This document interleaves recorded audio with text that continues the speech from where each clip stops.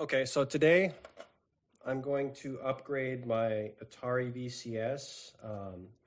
I'm going to be adding RAM and I'm going to be adding a solid state hard drive for additional storage. I'll likely install Windows on that. So what we're going to need for this install is the Atari VCS itself, obviously. I think it's a number 10 Torx screwdriver, which is going to be the star style. Phillips screwdriver. This will be for screwing in the solid state hard drive. We will need the solid state hard drive itself, which is going to be an M2 style, but it has to be a SATA style. So the way you can tell the difference between an NVMe and a SATA style is that the SATA drive is going to have 2 key slots right here versus the NVMe having only one. You will be able to insert the NVMe, but it will not recognize the drive and you won't be able to do anything with it. So make sure when you order the part that you order the SATA style M2 drive. The size, there's no limit on that. And then I'm going to be installing 16 gigabytes of DDR4. I'll list everything that I'm using today in the description. Pretty much anything should work. You want to use decent quality RAM, otherwise you might have some issues with crashing or whatnot. Don't ever cheap out too much on RAM. You're going to need some plastic pry tools, guitar picks, anything will work. Do not use metal. You will mar the plastic, and it's going to leave a mark. Credit cards will work too if you have one that you don't care about, or some grocery discount card. Yeah, and then for the M2 drive, actually, we will need a standoff and a screw to put it in. I'm assuming this style will work, but I've got a kit with more just in case. I'll list the one that works in the description below. I think that's it. Let's get started. So to start, we're going to remove the back panel, which is going to pop off. We'll leave the front panel on and just disconnect. It'll come off when we open the 2 separate parts of the shell. So I like to start at the bottom, because if you mar the plastic, it's not going to be visible on the top. If you start on the top and you mar it, that's going to be visible and there's nothing you can really do about it. So if you can, start from the bottom. That's the best recommendation I can give you. So I'll just start right here. Let's see. Here we go. There's a hinge right, a little pop right there. You can see it. There's a lip on this section. You want to have a couple of these tools. They're disposable and they will break. Let's try and get this other side first. All right, so we got the other side pried up. This middle part doesn't want to give. It seems to be taking the plastic pry tools, so let's see. I think we can go on the top and pry. Oh, that wants to separate. There we go. So it came off with minimal force. Start with the 2 bottom sides and then minimal prying right here. Again, try and use plastic. If you use metal, you're going to mar the plastic for sure. You can kind of see a lip catch here, here, right here, right here, and right there. And then on the bottom, there's a lip catch here, right here in the middle, and this one here. This one in the middle on the bottom seemed to be a little stubborn. All right, and to get the shell split into two. There's rubber feet here. And the inside portion will lift up, and you do not have to peel this part off. So just lift up the rubber feet, and you have access to the screws. There's no need to remove the feet, and you'll put those right back in once you're done. This is where we're going to need the number 10 torque screwdriver.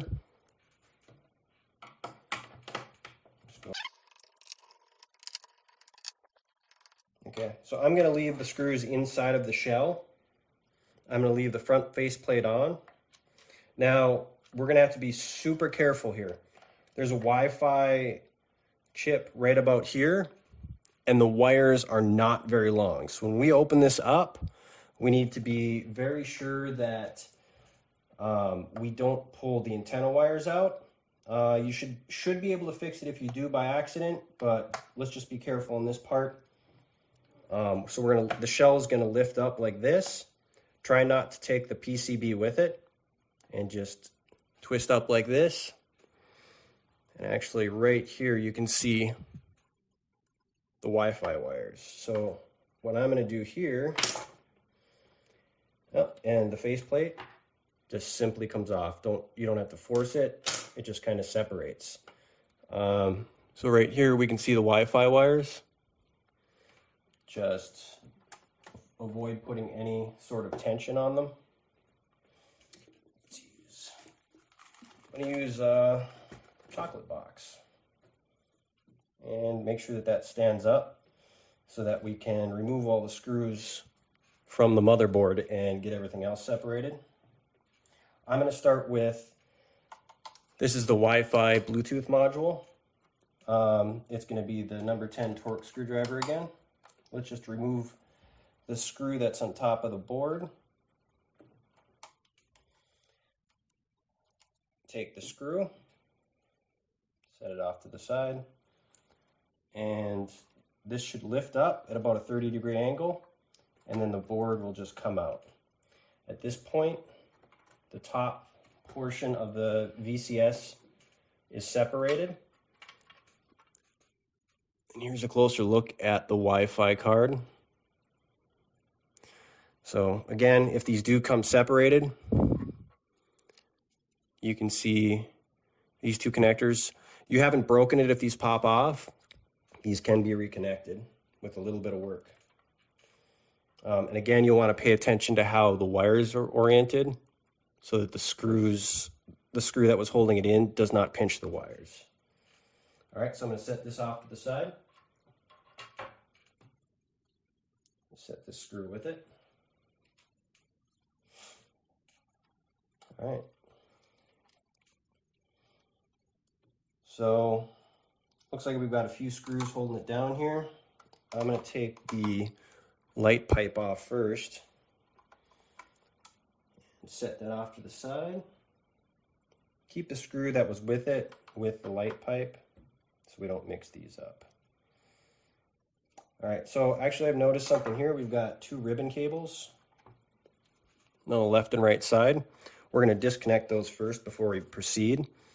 So the best way to remove these is going to be this black part here acts like a door hinge. And all you're going to do is just put tiny bit of pressure on this side, and it'll pop up and it'll swing like a hinge. And at that point, when the hinge is up, this should come out with absolutely no force. You shouldn't have to pull it. And we'll do that again on this side. We're going to pull this part up. So, and again, just pull the ribbon cable out.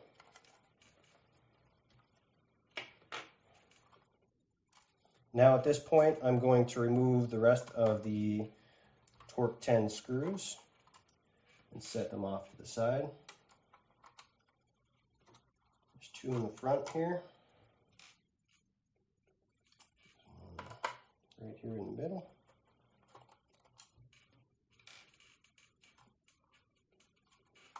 One up here in the back. One in the middle back. one here in the fan shroud. And that appears to be it. Now, at this point, we should be able to lift this metal shroud off. Make sure we don't pinch or cut these fan wires, or we'll have to replace it. So it should just lift off, and we can set it off to the side.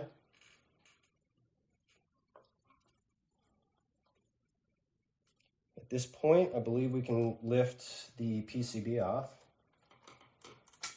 Yep, here we go. Oh, lost the screw. All right, so at this point, we can see the RAM chips on the back side of the board. And we can see this is going to be an M2 slot, but this is where the Bluetooth connects, the Bluetooth Wi-Fi module. This portion right here is where we're going to install our drive, and these are going to be the standoffs that we'll be utilizing. To remove the RAM, you're going to just pull these brackets just to the side, and the RAM chip will lift up about 30 degrees. At this point, the RAM will just remove like that, and we're going to do the opposite to insert the new RAM.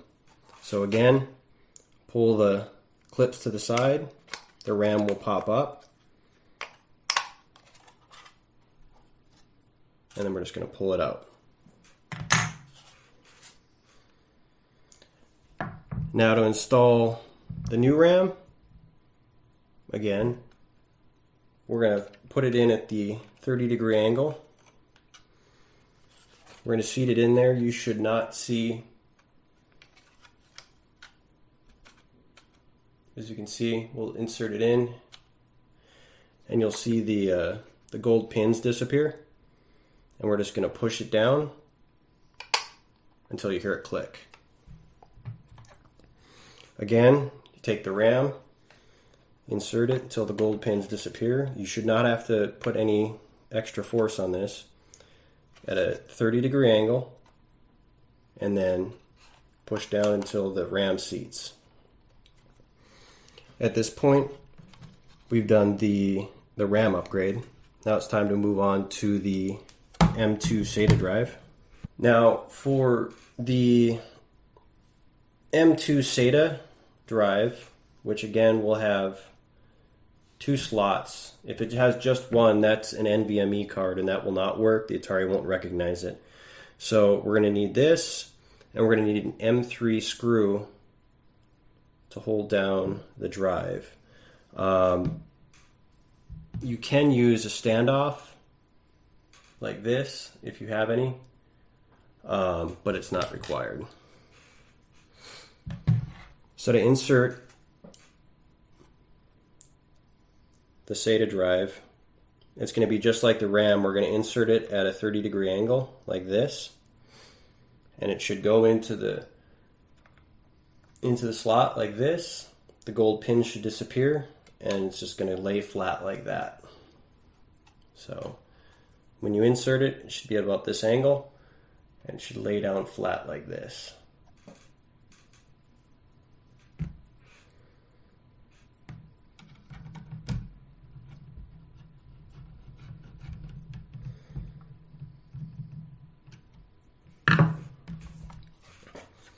And at this point, we have our solid state disk installed, and we're ready to reassemble.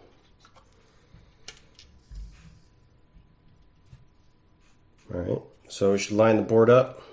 Be aware of where the ribbon clips go in. That's going to orient the case for you. Set it down, it kind of seats in place. And at this point, before we put the heat shield on, I'm going to connect these ribbon cables, which, again, without any force, you should just be able to insert into that connector, and you should be able to close that little black door hinge with a minimal amount of force. All right, and it's secured in place, the ribbon's locked in place. Again, we're going to do the same thing for the other side. We're going to insert this with no force. Make sure the door hinge is up. You're going to see that white line disappear inside of it, and we're going to close the door hinge. And again, the cable's secure.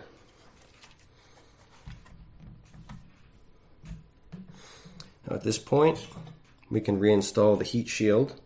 Again, being aware of the fan cables.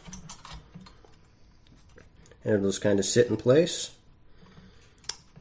Now we can re-secure the motherboard with all the included screws.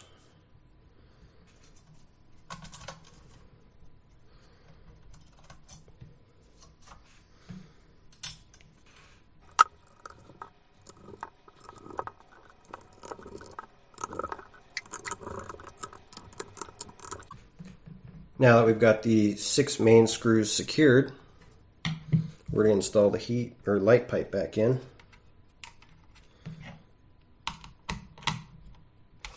And there are little claws at the bottom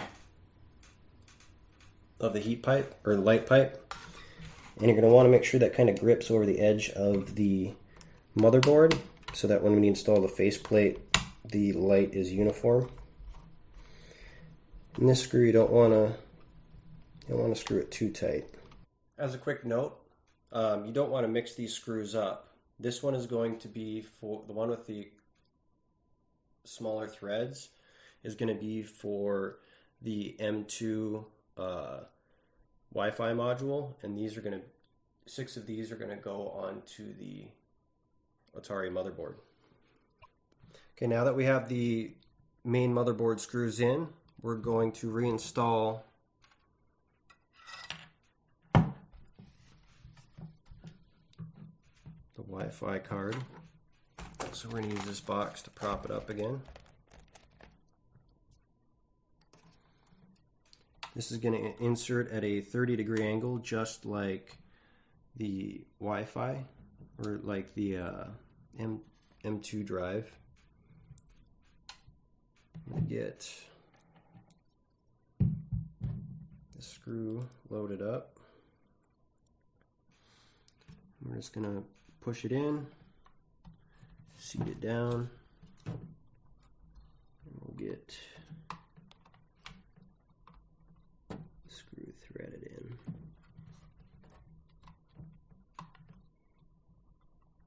All right, make sure you're not pitching into the Wi-Fi antenna wires.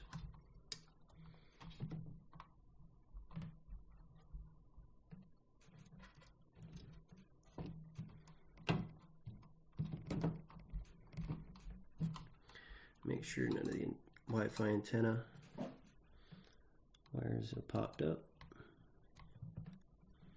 So we're good.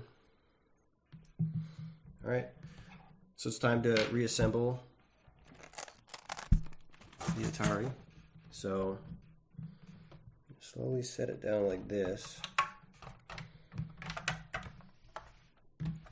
We're gonna have to pay attention to the heat pipe or the light pipe again. Make sure that it's kind of gripping around the edge so that when we close the case, it's flush forward like that. If it recesses too far in, you're not going to get proper lighting of the Atari logo on the front. All right, let's get it screwed back together.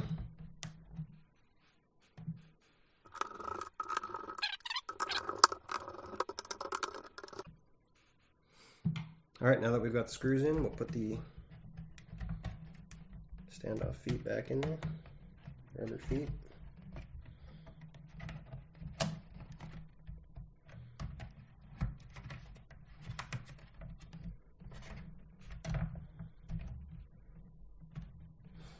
All right, so that part's reassembled. Let's get the front faceplate on. Line the light pipe with the logo. Should just be able to kind of hinge the top and be able to lightly push down and lock it into place.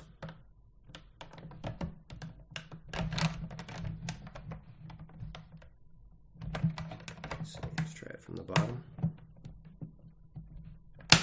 Yep.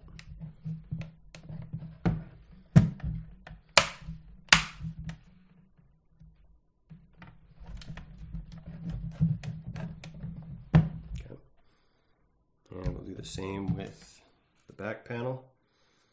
So I'm going to hinge the bottom since that one was difficult to get off last time.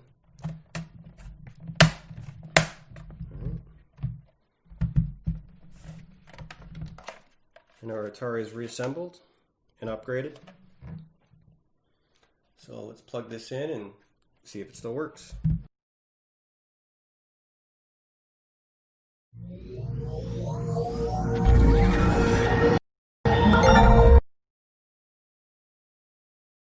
Alright, so the Atari booted. At this point, if you want to use the M2 drive solely for game storage, then we're going to go and format the drive. To do that, we're going to go to System.